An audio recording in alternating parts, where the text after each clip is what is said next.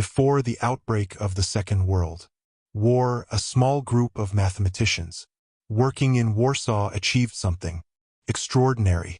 Long before Britain's Bletchley Park became the symbol of Allied codering, Poland's cipher bureau had already penetrated the secrets of the German Enigma machine.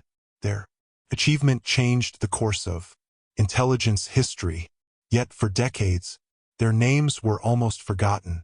The story of Marian Rejewski, Jerzy Różycki, and Henryk Zygalski reveals how three young mathematicians armed only with logic, persistence, and mathematics opened the door to one of the most secret systems in the world.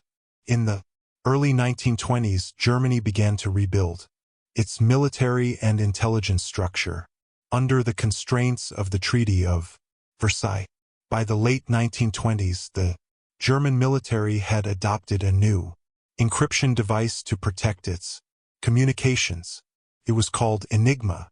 Originally a commercial product, the machine used a system of rotating electrical rotors to substitute letters in a pattern that changed with every keystroke. To a human observer, the resulting ciphertext looked completely random. The German military believed Enigma was unbreakable. Across the border, the newly independent Polish Republic understood the importance of signals intelligence. Surrounded by powerful neighbors, Poland had to rely on skill rather than resources. In 1919, it had already demonstrated remarkable codebreaking success by intercepting and decrypting Soviet communications. During the Polish-Soviet War, that victory helped secure Polish independence. By the late 1920s, the Polish General Staff established a permanent cipher bureau. Its mission was to monitor foreign communications, including those of Germany. In 1929, the German military introduced a modified version of Enigma that changed its internal wiring and daily key settings. Traditional codering methods, which relied on linguistic patterns, could no longer keep up. The Poles recognized that mathematics, not linguistics, was the only way forward. To find new talent, the Cipher Bureau recruited mathematics students from Poznan University. The program was disguised as a cryptography course. Among the students were Marian Rejewski, Jerzy Różycki, and Henryk Zygalski. Their performance impressed the instructors, and they were quietly recruited into the bureau. Marian Rejewski, the most mathematically gifted of the three, approached the Enigma problem through permutation theory.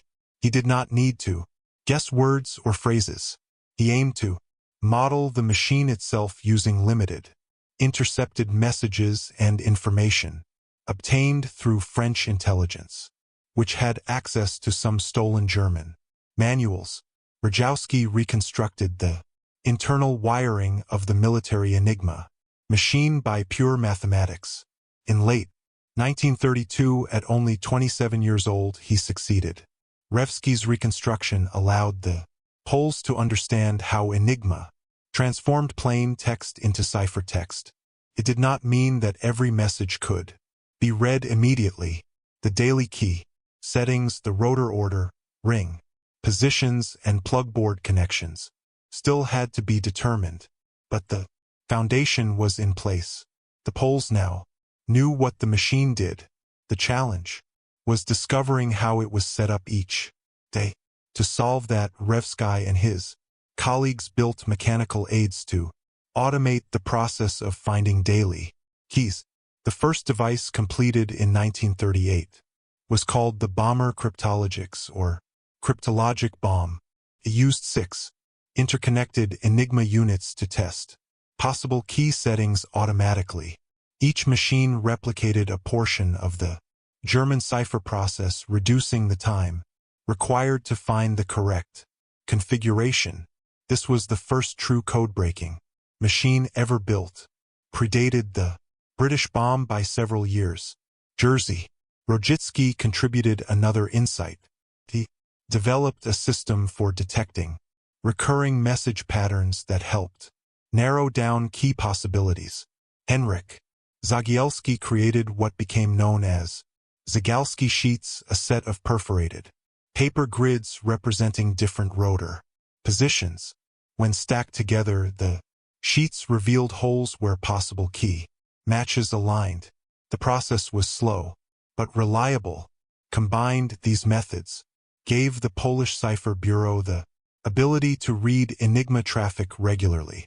From 1933 onward, for several years Poland read portions of German military communications without Germany ever suspecting. The Cipher Bureau maintained absolute secrecy. Only a handful of officers knew the scale of the success. Their achievements allowed Poland to track German rearmament and troop movements along the border. But in 1938, the situation changed. The Germans added two more rotors to Enigma, expanding its possible combinations from tens of thousands to hundreds of millions. The Polish system could no longer keep up with the new level of complexity. More critically, Germany's increasing hostility made it clear that Poland would soon be invaded. In July 1939, as war loomed, the Polish Cipher Bureau invited representatives from French and British intelligence to a secret meeting at Pyry near Warsaw. There, the Poles revealed everything. They presented a working replica of the Enigma machine, copies of their codebreaking equipment, and detailed explanations of their methods. The French and British delegates were astonished. The Polish breakthroughs provided them with a complete theoretical foundation to begin their own work. Without that transfer, Bletchley Park's later success would have taken years longer to achieve, if it had been achieved at all. When the German invasion began on September 1, 1939, the Cipher Bureau evacuated its personnel and equipment. The mathematicians and their families fled through Romania and eventually reached France, where they re-established operations under French supervision. Working in secret, they continued to assist the Allies, but under increasing danger and limited resources. Their existence remained classified, and their names disappeared from the official record. At the time, Bletchley Park had not yet begun its full wartime operations. The early British cryptologists would later build upon the mathematical methods pioneered by the Polish team. The concept of mechanical assistance to break Enigma directly inspired the design of the British bomb. The knowledge handed over in 1939 provided the technical foundation for the later Allied codebreaking triumphs that shortened the war. When the German invasion of Poland began in September 1939, the work of the Polish Cipher Bureau entered its most dangerous phase. Romania, with the assistance of French intelligence. France, which had cooperated with Poland on cryptography before the war, arranged for the transfer of the Cipher Bureau personnel to Paris. There, in late 1939, the surviving Polish team regrouped under the direction of Captain Gustave Bertrand, the French intelligence officer who had supported their work before the war. They established a new facility at Gretzman, and later at a more secure location, known as PC Bruno near Paris. Officially, it was a French cipher research center. In reality, it was staffed primarily by Polish mathematicians continuing their work on German codes at PC Bruno. Marian Rejewski, Jerzy Różycki, and Henryk Zygalski continued to apply their methods to the evolving Enigma system. They adapted to new rotor configurations and improved German procedures. But the work grew more difficult. The Luftwaffe and Wehrmacht were now using different versions of Enigma, and the volume of intercepted traffic overwhelmed their small staff. Still, their earlier insights allowed them to assist both French and British partners. transmitting analysis and deciphered segments through secure channels. Their data helped the newly formed Codebreaking organization in Britain, which was establishing itself at Bletchley Park. In May 1940, Germany invaded France. Once again, the Polish cryptologists had to flee. They moved south through the collapsing front, eventually reaching the unoccupied zone controlled by the Vichy government. There they worked at a new center near us, named Cadix. Conditions were austere, equipment was scarce, and the mathematicians lived under constant threat of discovery by German agents. Despite this, they continued decrypting lower-level German, Italian, and even Vichy French ciphers, providing valuable intelligence to the Allies through clandestine channels. Tragedy struck in January 1942. While returning from a mission to North Africa, Różycki's ship, the SS La Mauritier, sank in the Mediterranean. During a storm, Różycki was only 29 years old. His death marked the first of several losses that would shadow the Polish team for the rest of the war. The surviving cryptologists carried on, but morale suffered. Rejewski and Zygalski continued their work at Cadix until November 1942, when Germany occupied all of France. Following the Allied landings in North Africa, with capture imminent, they escaped once again, crossing the Pyrenees into Spain. They were arrested by Spanish authorities, imprisoned briefly, and eventually released through British diplomatic intervention. From there, they were transported to Britain. In Britain, the Polish Codebreakers were assigned to a section of the Polish armed forces under British command.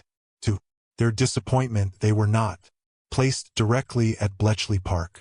British security policy restricted access to ultra-level intelligence work, and foreign nationals were rarely integrated into the core Enigma decryption teams.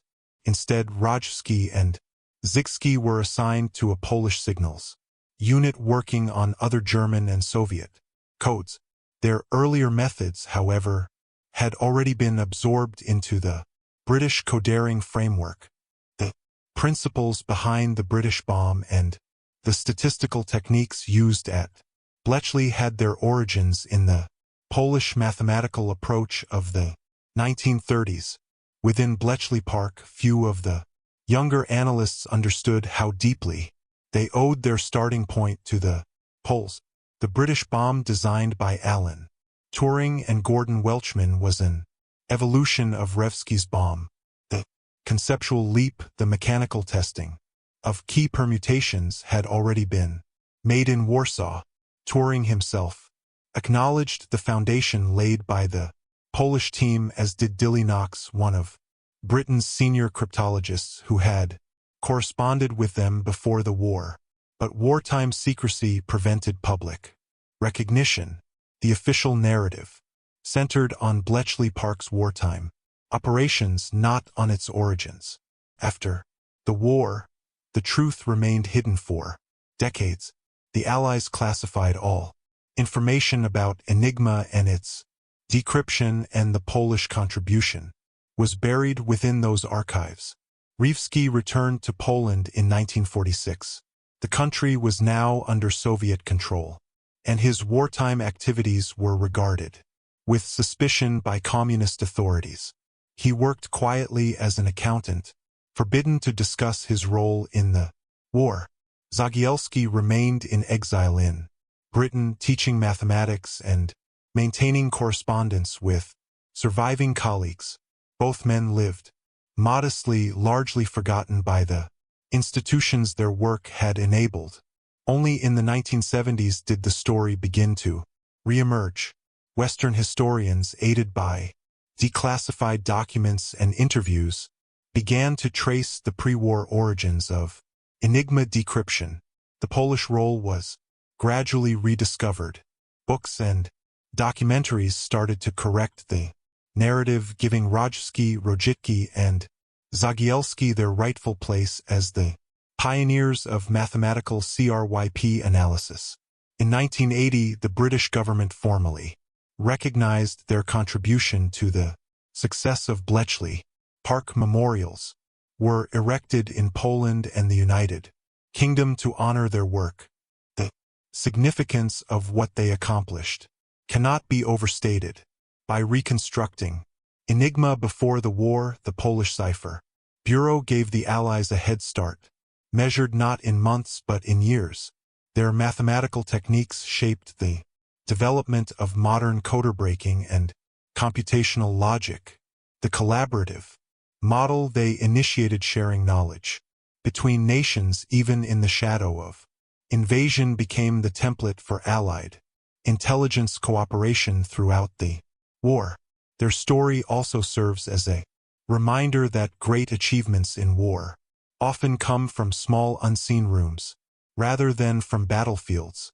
The three young mathematicians from Poznan were not soldiers in the traditional sense. Their weapons were logic, patience, and intellectual discipline.